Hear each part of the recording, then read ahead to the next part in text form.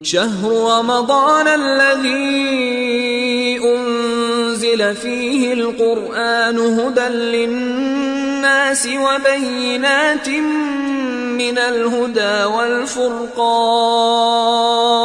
اعوذ باللہ من الشیطان اللعین الرجیم بسم اللہ الرحمن الرحیم الحمد للہ وکفا وسلام علی عبادہ الذین اصطفیٰ محمد وعطرتہ الطاہرہ واللعنۃ الدائمۃ علی اہلہا اما بعد. اذان محترم مسلسل جو سلسلہ بیان ہے وہ ماہ رمضان المبارک کی روزانہ کی دعاؤں کی مختصر تشریح کہہ لیجئے اس کے اعتبار سے جاری و ساری ہے. آج چھٹے روز ماہ رمضان کی جو دعا ہے، امام معصوم علیہ السلام ارشاد فرماتے ہیں: اللہم لا تخذلنی فیہ لتعرض معصیتک ولا تضربنی بسقیاط نقمتک وزحزحنی فیہ من موجبات سخطک بمنک و ایادیک یا منتہا رغبت الراغبین. اے پروردگار، مجھے اس دن معصیت کی وجہ سے رسوا نہ فرما اور مجھے اپنے عذاب کے تازیانے سے نہ مارنا. وَزَحْزِحْنِي فِيهِ مِن مُوجِبَاتِ سَخَطِكَ، اور پروردگار آج کے دن مجھے اپنے غضب اور غصے کے اسباب سے دور رکھ. بِمَنِّكَ وَأَيَادِيكَ یا منتہا رغبت الراغبین، اپنے احسان اور اپنی نعمتوں کے ذریعے سے اے امیدواروں کی آخری امید. یہ جو دعا ہے، اس دعا کے اندر مختلف پہلوؤں کو امام معصوم علیہ السلام نے بیان کیا ہے. سب سے پہلے تو روایت ہی کی روشنی میں دیکھتے ہیں کہ اس دعا کی تلاوت کا ثواب کیا ہے. روایت یہ بیان کرتی ہے کہ من دعا بھی، جو اس دعا کی تلاوت کرتا ہے، اعطاہ اللہ تعالی، پروردگار عالم اسے عطا فرماتا ہے 40,000 مدینتن، 40,000 شہر پروردگار عالم اسے عنایت فرماتا ہے، عطا کرتا ہے. فی کل مدینتن، ہر شہر کے اندر 40,000 ایسے شہر عطا کرتا ہے کہ ہر شہر کے اندر الف بیت، ہزار گھر ہیں.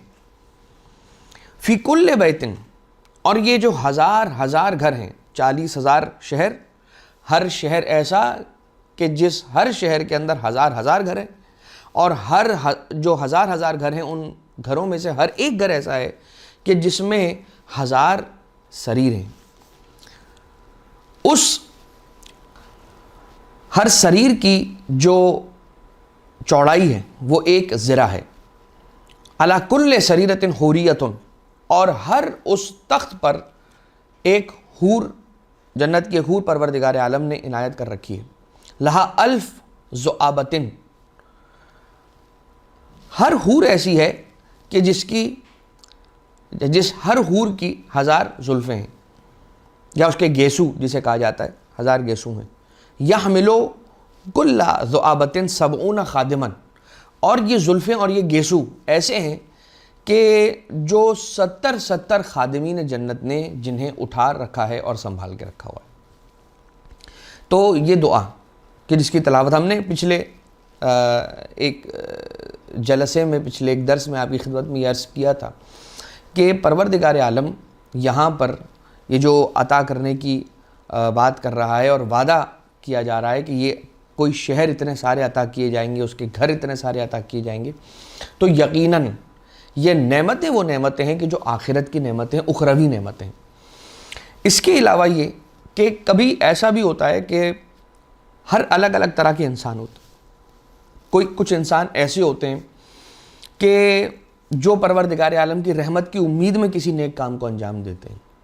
کچھ پروردگار عالم کے بندے ایسے ہوتے ہیں کہ جو عذاب کے خوف سے نیک کام کو انجام دے دیتے ہیں کہ بھئی عذاب کا خوف ہے، عذاب ہو جائے گا اگر نیک کام انجام نہیں دیں گے، واجب کام انجام نہیں دیں گے. کچھ افراد ایسے ہوتے ہیں کہ جو کسی اجر یا کسی جزا کی خواہش اور طمع و لالچ کے اندر کسی نیک کام کو انجام دیتے ہیں. اسی اعتبار سے ائمہ اطہار علیہ السلام نے مزاج انسانی کو ٹارگٹ کیا ہے اور حکم خدا سے جہاں مناسب سمجھا وہاں اس طرح کے اجر کو بیان کیا. کہیں پر شہروں کی جنت میں شہروں کی باتیں کی ہیں, کہیں پر حوروں کی باتیں کی ہیں, کہیں پر ایسی نہروں کی باتیں کی ہیں کہ جس کا پانی دودھ سے زیادہ سفید ہے اور شہد سے زیادہ میٹھا ہے اور برف سے زیادہ ٹھنڈا ہے. یہ ساری جو جزائیں اور اجر ہیں ہم اسے سمجھ نہیں سکتے, ہم اسے تصور میں نہیں لا سکتے, اس لیے کہ ایک انسان جس نے ابھی جنت دیکھی ہی نہیں ہے وہ کمپیر کرے گا تو کس چیز سے کمپیر کرے گا؟ اس چیز سے کمپیر کرے گا کہ جو اس نے دیکھا ہے, اور وہ ہے دنیا کی نعمتیں اور وہ ہے محدود. جنت کی نعمتیں ہیں لامحدود, لہٰذا اس کا اپنے ذہن کے اندر اور تصور کے اندر لانا ممکن ہی نہیں ہے. لہٰذا امام معصوم علیہ الصلوۃ والسلام یہاں پر بیان کر کے یہ ثواب بیان کر کے ان لوگوں خاص طور سے, یوں تو سارے ہی افراد لیکن خاص طور سے وہ کہ جو پروردگار عالم کی نعمتوں کو حاصل کرنے کی امید میں یہ کام سر انجام دیتے ہیں کہ کوئی نیک کام انجام دیتے ہیں. ہم بات کو آگے بڑھائیں اور جو پہلا جملہ ہے اللہم لا تخذلنی فیہ لتعرض معصیتک, میں تیری معصیت کو انجام دے چکا ہوں اور میں تیری معصیت کو انجام دیتا رہتا ہوں. میرا تیری معصیت سے ایکسپوز ہونا یعنی میرا تیری معصیت کے اندر غرق ہو جانا یا اس میں پڑ جانا, اس سے میرا آمنا سامنا ہو جانا, اس کا ارتکاب کر دینا, میرا تیری معصیت کا ارتکاب کرنا, اس کی وجہ سے مجھے لا تخذلنی, اللہم لا تخذلنی, خذل لا تخذلنی کا جو جملہ ہے, یہ جو لفظ لا تخذلنی, اس کے معنی کیا ہے؟ لا تخذلنی کا معنی ہے کہ چھوڑ دینا, مدد نہ کرنا اور اسے خود سے دور کر لینا. اللہم لا تخذلنی فیہ, اس دن مجھے اپنی معصیت کی وجہ سے پروردگار رسوا نہ کرنا. رؤوس الاشہاد کہ قیامت میں جب سب سامنے ہوں گے, تیرے دوسرے بندے بھی سامنے ہوں گے, تو پروردگار ان کے سامنے مجھے رسوا نہ کرنا, مجھے چھوڑ نہ دینا. لہٰذا لا تخذلنی کا اگر آپ مفہوم سمجھنا چاہیں تو وہ یہ ہے کہ کسی کی مدد کو نہ آنا, کسی کو چھوڑ دینا, کسی کو اگنور کرنا. اب یہ دیکھیے یہاں پر کچھ بھی نہیں ہوا, انسان نے گناہ کیا, معصیت کی اور معصیت میں غرق ہو گیا, لیکن پروردگار عالم نے ابھی جو ایک عذاب اس پر نازل کیا ہے یا اسے عذاب سے اور سزا سے دوچار کیا ہے, وہ عذاب کون سا ہے, وہ سزا کون سی ہے؟ وہ سزا ہے خذل کی. لا تخذلنی کہہ کر ہم یہ خذل کی جو سزا ہے اس سے دوری اختیار کرنا چاہ رہے ہیں اور التماس کر رہے ہیں پروردگار عالم سے کہ پروردگار مجھے چھوڑ نہ دینا. اللہم لا تکلنی علی نفسی طرفۃ عین ابدا, پروردگار مجھے اپنے نفس پر, اپنے حال پر ایک پلک جھپکنے کی مدت کے لیے بھی چھوڑ نہ دینا. اس لیے کہ اگر تو نے ایسا کیا اور جس لمحے تو نے مجھے میرے نفس پر چھوڑ دیا تو یاد رکھیو کہ پھر میں باقی نہ رہوں گا, فنا ہو جاؤں گا. اس لیے کہ اگر میں باقی ہوں اور مجھ میں بقا ہے اور میں قائم و دائم ہوں تو تیری رحمت کی سبب سے, اس کی بدولت سے.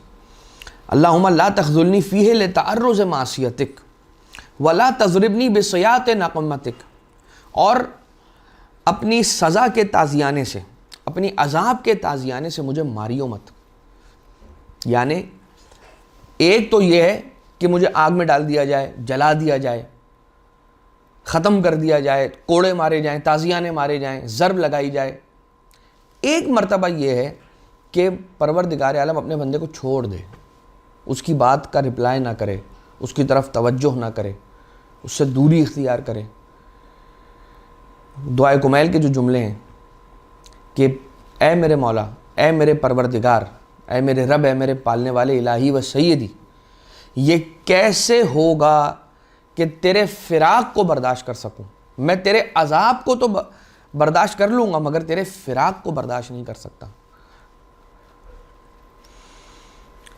لہٰذا بہت سارے ایسے گناہ ہیں کہ بلکہ ہر گناہ کا ایک اثر ہے, اور انسان جیسے جیسے گناہوں کو انجام دیتا رہتا ہے ویسے ویسے اس گناہ کے آثار اس کی زندگی کے اندر مرتب ہوتے رہتے ہیں.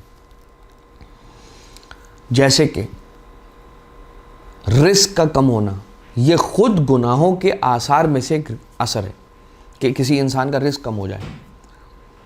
اور بہت ساری باتوں اور بہت ساری جگہوں پر افراد کیئر نہیں کرتے اس بات کی کہ ہم سے فلاں گناہ نہ ہو جائے.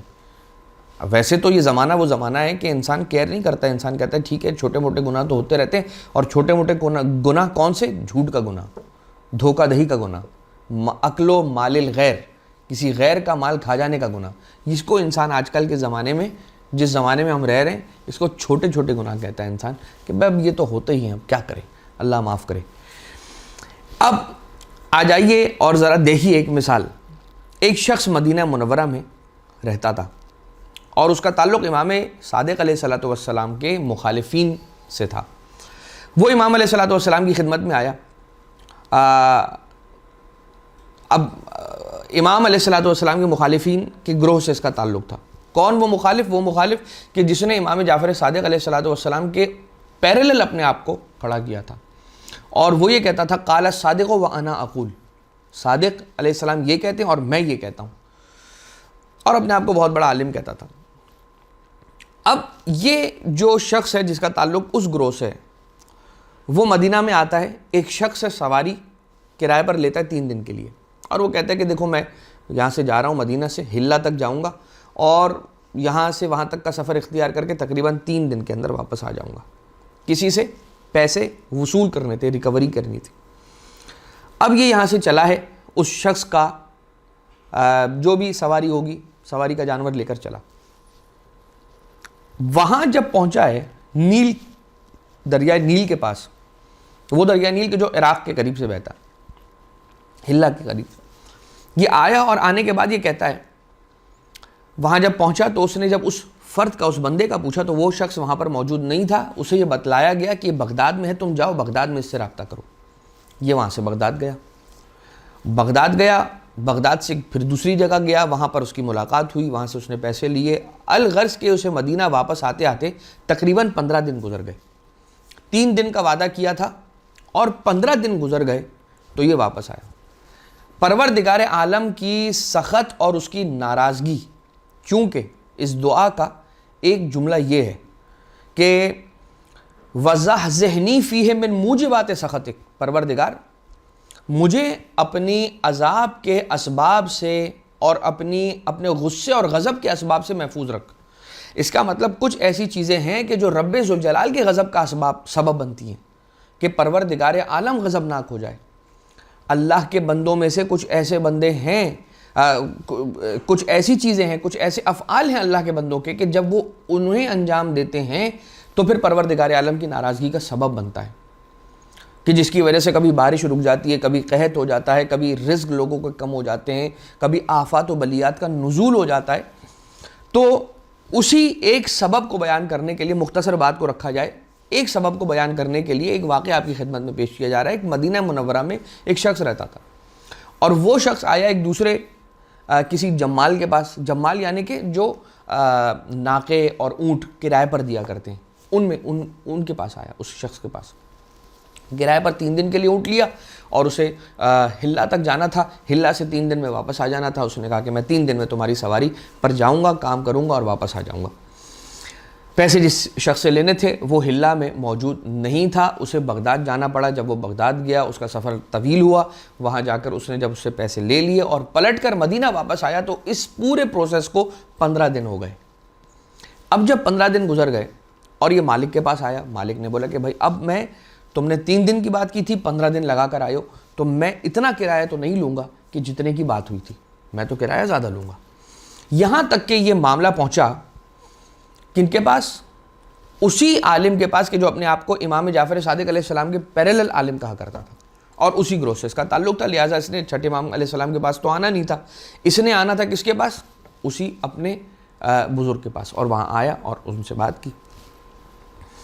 جواب یہ دیا کہ بھائی تم نے مالک کو تو کچھ دینا ہی نہیں ہے، اس لیے کہ جب تم نے 3 دن کا وعدہ کیا تو تمہارا عقد اور تمہاری ڈیل ہوئی تھی، تمہارا اگریمنٹ ہوا تھا 3 دن کا. جب تم 3 دن میں واپس نہیں آئے تو تمہارا ایگریمنٹ ٹوٹ گیا، اور جب تمہارا ایگریمنٹ ٹوٹ گیا تو جب ایگریمنٹ نہیں رہا تو پھر پیسے کس بات کے؟ لہٰذا بس اتنا کرو کہ اب تم ضامن ہو اس کی سواری کے، اس کا خیال رکھنے کے، تم نے سلامتی کے ساتھ اس کی سواری اس کو واپس پلٹا دینی ہے اور اس کے بعد اس کو کوئی کرایہ نہیں دینا ہے۔ یہ بڑی عجیب سی بات ہے کہ بھائی 3 دن کی بات ہوئی تھی، 3 دن کا کرایہ نہیں ہوا، 15 دن لگا کر آیا تو اس سے اب زیادہ کرایہ ملنا چاہیے۔ تو یہ عالم صاحب یہ کہہ رہے ہیں کہ بھائی 3 دن کا تو چھوڑو، اب تو اسے کوئی کرایہ ہی نہیں ملے گا، بلکہ صرف اس کی سواری اس کو سلامتی کے ساتھ ٹھیک ٹھاک کر کے واپس دے دو۔ اور وہ مالک، اونٹ کا مالک روتا ہوا باہر آیا اور انا للہ و انا الیہ راجعون کلمہ استرجاع پڑھتا رہا، یہاں تک کہ حج کا وقت آیا اور یہ معاملہ پہنچا چھٹے امام علیہ السلام کے پاس، اور امام علیہ السلام نے پیغام بھجوایا اس شخص کو کہ جو کرائے پر اونٹ لے کر گیا تھا، اس کو کہا تھا کہ اجرت مثل اس کی اس تک پہنچاؤ، اسے راضی کرو، یہ تمہارا فرض اور یہ تمہارا وظیفہ اور تم پر واجب ہے کہ تم اسے اس کی اجرت مثل دو، کہ جو اس کی 15 دن کی تقریباً کی اجرت بنتی ہے، جتنا تم نے اس کا سامان یوز کیا ہے، اس کی سواری کو استعمال کیا ہے، اتنی اسے کرایہ پہنچاؤ۔ اب یہ جب بات ہو گئی تو اللہ کے غضب کے نازل ہونے کے اسباب میں سے کون سا ایک سبب ہے؟ چھٹے امام علیہ السلام فرماتے ہیں کہ لِمِثْلِ هَٰذِهِ الْفُتْيَا، اس طرح کے فتووں کی وجہ سے تمنع السماء قطرها، اس طرح کے غلط فتووں کی وجہ سے پروردگار عالم غضبناک ہوتا ہے، وَتَمْنَعُ السَّمَاءُ قَطْرَهَا، اور آسمان سے بارش کے قطرے برسنا رک جاتے ہیں۔ باطل فتوے یہ بھی سبب بنتے ہیں آسمان سے بارش کے پانی کو نازل کرنے کے، سے روکنے کا سبب بن جاتے ہیں باطل فتوے۔ امام حسین علیہ السلام کے قتل کا بھی ایک فتویٰ کسی عالم ہی نے دیا تھا جس کا نام قاضی شرح تھا، اور ہر زمانے کے اندر یہ ہوتا ہے کہ باطل فتوے اور غلط فتوے بیان کیے جاتے ہیں، خاص طور سے اگر وہ اہل بیت اطہار علیہ السلام کی تعلیمات کے برخلاف ہوں تو اس سے بڑی غضب خدا کی اور بات کیا ہوگی۔ لہٰذا وَزَحْزِحْنِي فِيهِ مِن مُوجِبَاتِ سَخَطِكَ بِمَنِّكَ وَعِيَادِكَ يَا مُنْتَهَى الرَّغْبَةِ الرَّاغِبِينَ، اے امیدواروں کی آخری امیدگاہ، اے جتنے بھی امید رکھنے والے ہیں پروردگار تجھ سے، وہ تو ان کی آخری امیدگاہ ہے، لہٰذا ہماری امیدوں کو واپس نہ پلٹا، ہمیں ہماری امیدوں کو رد نہ، اور ہمیں اپنی رحمت کے سائے میں لے لے، چھپا لے، اور ہمیں اپنے غضب سے دور فرما، اور ہماری معصیت کی وجہ سے ہماری پکڑ نہ کر، ہمیں معاف فرما، عفو درگزر فرما، اے سب سے زیادہ معاف کرنے والے۔ وما علینا الا البلاغ المبین، وصلی اللہ علی محمد وآلہ الطیبین الطاہرین۔